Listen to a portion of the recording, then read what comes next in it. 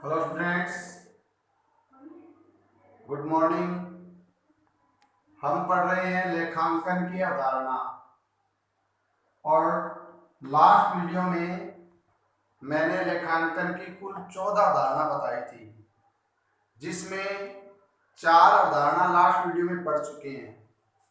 ठीक है, 4 अवधारणा में पूर्ण प्रकटीकरण की अवधारणा थी, लेखांकन अवधि अवधारणा थी, सारपूर्णता की अवधारणा थी। इस प्रकार से 4 अवधारणा को लास्ट पीरियड में पढ़ रहे हैं। अब हम आज लेते हैं आगे की 5 अवधारणा को, और लास्ट 5 बचेगी वो कल के वीडियो में पढ़ेगी। आज पहली अवधारणा पढ़ रहे हैं लागत की अवधारणा। क्या है लागत की अवधारणा? देखिए, आपको पता है व्यवसाय में 2 प्रकार की संपत्तियां होती है, एक चल और एक अचल। ठीक है, और संपत्तियों को खरीदा जाता है तो खरीदने के लिए एक तो होता है उनका क्रय मूल्य। ठीक है, उदाहरण के तौर पर आपने कोई संपत्ति खरीदी 50,000 रुपए की, और उस संपत्ति को अपने कार्यस्थल पर लाने में 5,000 रुपए लगा दिए किराया का। ठीक है, 2,000 रुपए लगा दिए मजदूरी के, और 1,000 रुपए लग गए टैक्स के। ठीक है, और 5,000 रुपए लग गए स्थापना में। तो आपकी संपत्ति स्थापना तक जितने खर्चे हुए हैं वो सारे के सारे खर्चे संपत्ति की लागत कहलाती है। सारे के सारे खर्चे क्या कहलाते हैं? लागत। तो आपकी करंट असेट्स और फिक्स असेट्स है, 2 प्रकार की असेट्स हैं। आप उनको व्यापार में खरीदते हैं, खरीदने से लेकर कार्यालय स्तर तक लाने में सारे खर्चे, और उसकी स्थापना जिसे बोलते हैं एस्टेब्लिशमेंट एक्सपेंसेस, ये सारे खर्चों का योग ये कहलाती है लागत।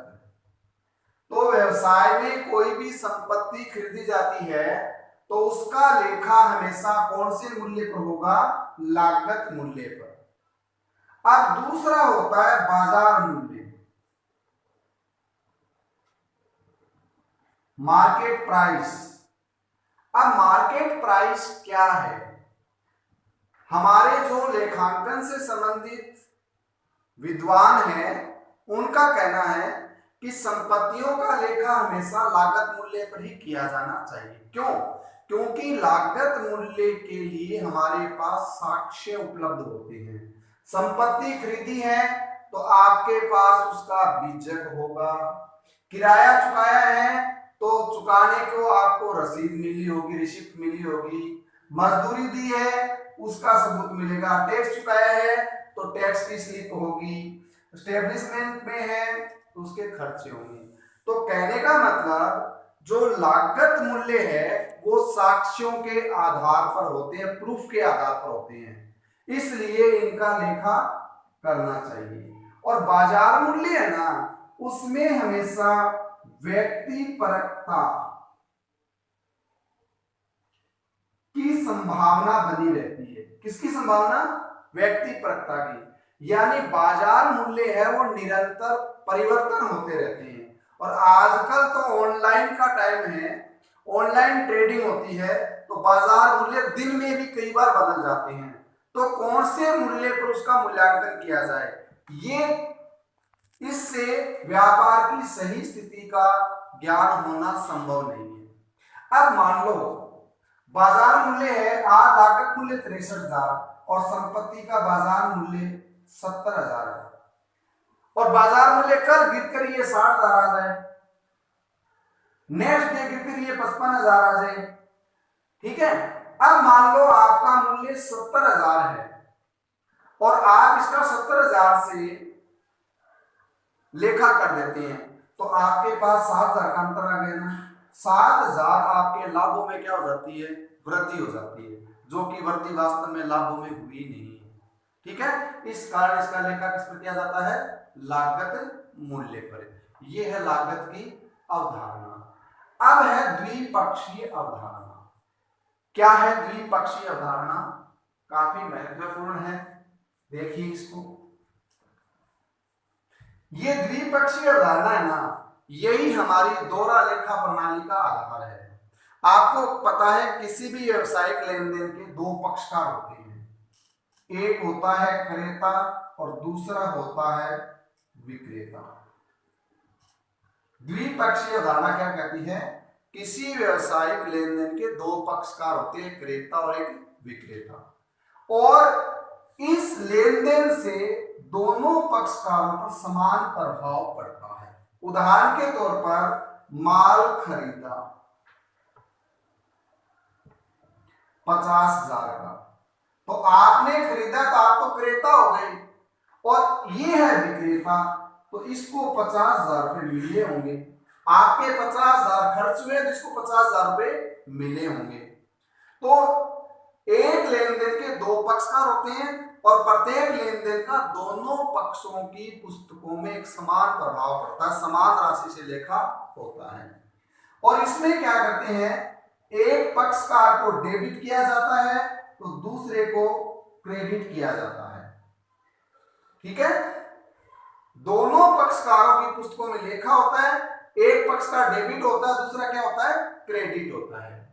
और इस द्विपक्षीय अवधारणा के कारण क्या होता है पता है आपको, हमारी ट्रायल बैलेंस के दोनों पक्षों का योग बराबर बराबर आता है। और द्विपक्षीय अवधारणा का पालन करने के कारण ही हमारी बैलेंस शीट के दोनों पक्षों का योग बराबर मिलता है। ठीक है, मैं उदाहरण बताता हूं आपको। आपने एक संपत्ति खरीदी 50,000 रुपए की, संपत्ति कितनी खरीदी, 50,000 की। तो आपके बैलेंस शीट में असेट्स तो 500 रुपए की बढ़ी है, और ये संपत्ति उधार खरीदी है, तो 50,000 रुपए से क्रेडिटर क्या हो गए, बढ़ गए। तो एक तरफ तो संपत्ति बढ़ी और एक तरफ लायबिलिटीज बढ़ा, तो बताओ बैलेंस शीट का टोटल मिलेगा नहीं मिलेगा। इसी प्रकार ये संपत्ति मान लो नगद खरीदी होती, तो आपके व्यापार में, ठीक है, असेट्स के रूप में 50,000 रुपए की संपत्ति आई, तो बैलेंस शीट में असेट्स 50,000 की दिखाओगे, और आपने 50,000 का पेमेंट कर दिया, तो कैश जो असेट्स है उसमें 50,000 की कमी हो गई। तो एक तरफ तो असेट्स बढ़ी और दूसरे असेट्स में कमी हुई, तो बताओ बैलेंस शीट में कोई फर्क पड़ा क्या, नहीं पड़ा। यही क्या है, हमारी द्विपक्षीय अवधारणा। ठीक है, और द्विपक्षीय अवधारणा के परिणाम स्वरूप ही क्या होता है, हमारी ट्रायल बैलेंस का टोटल मिल जाता है और बैलेंस शीट के दोनों पक्षों का टोटल मिल जाता है। अब आती है आगम मान्यता। अब क्या है आगम मान्यता, आपको पता है कोई व्यवसायिक लेन देन होता है, अगर वो नगद में होता है तो कोई दिक्कत नहीं है, जिस दिन माल बेचा उसी दिन आप उसको अपनी आय मान लीजिए। लेकिन उधार में अगर लेन देन हुआ तो ये क्या कहता है कि आप अपनी आय को आय तभी मानिए जब वो वास्तव में प्राप्त हो गई है, यानी कमा ली गई है। प्राप्त होने का मतलब नगद कैश प्राप्त होने से नहीं है, प्राप्त होने का मतलब है आप उस आय के प्राप्त करने के अधिकारी हो गए हैं। उदाहरण के तौर पर आपने माल बेचा 15,000 रुपए का, कब बेचा, जैसे आज है 4 जून, ठीक है, और इसका पेमेंट मिलता है मान लो 5 जुलाई को। पेमेंट कब मिलेगा, 5 जुलाई को। लेकिन आज आपने माल बेच दिया तो आज आपको 15,000 रुपए प्राप्त करने का अधिकार प्राप्त हो गया। आज 15,000 आपकी आय मानी जाएगी।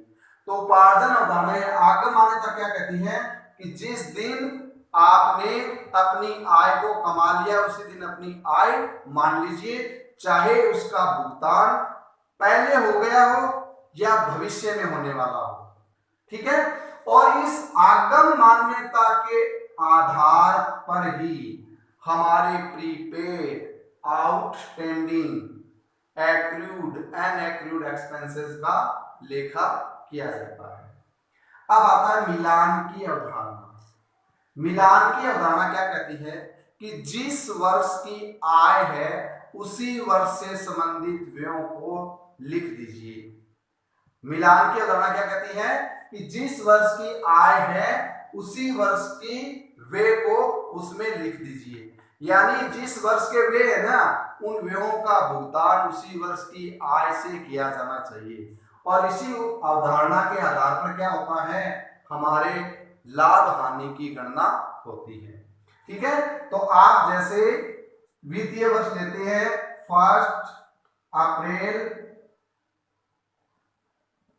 टू 31 मार्च, ठीक है, और आपने क्या किया कि 31 मार्च तक टोटल जो वे है वो आपने कर दिए 75,000 रुपए के। टोटल वे कितने कर दिए 75,000 रुपए, और टोटल आय है आपकी 1 लाख रुपए। तो ये मिलान अवधारणा क्या कहती है कि 75,000 रुपए चालू वित्तीय वर्ष के खर्चे है ना, तो इनका भुगतान चालू वर्ष की आय से ही होना चाहिए। ये खर्चे चाहे आपने नगद भुगतान नहीं किया हो, लेकिन खर्चे चालू वर्ष के तो चालू वर्ष के खर्चे ही माने जाएंगे, और आय चाहे नगद में प्राप्त हुई हो चाहे न हुई हो उस वर्ष की आय मानी जाएगी। अब आता है उपार्जन अवधारणा। उपार्जन अवधारणा क्या है, इन दोनों अवधारणाओं का मेल है। उपार्जन में क्या कहता है कि आप अपनी आय को आय तब मान लीजिए जिस दिन वो कमा ली गई है, चाहे वास्तव में प्राप्त न हुई हो। उदाहरण के तौर पर किराया, ठीक है, वो है 31 मार्च 2019 और आपने इसका भुगतान किया है 1 अप्रैल 2019 अब देखिए आपने किराया चुकाया।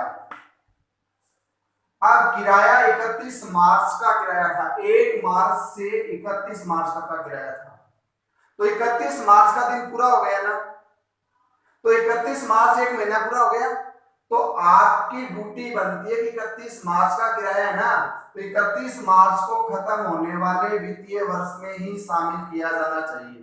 हम भुगतान कब कर रहे हैं इसका 1 अप्रैल को, लेकिन एक्चुअल में हमने किराया उपयोग कब तक कर लिया, 31 मार्च तक कर लिया ना, तो इस दिन इसको इससे उपार्जन माना जाता है।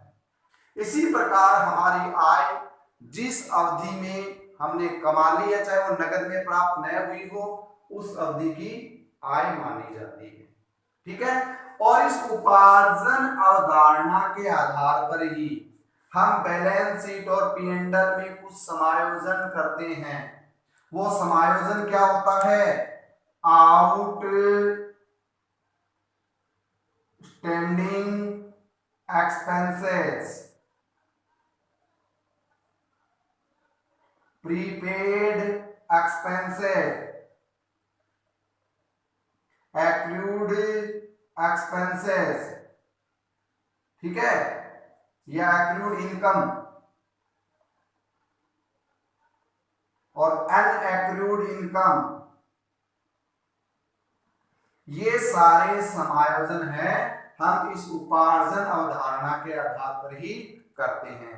अगर हम इस अवधारणा का पालन नहीं करेंगे तो हमारे लाभ हानि खाते में जो लाभ और हानि प्रकट होता है ना, वो वास्तविक स्थिति को प्रकट नहीं करेगा।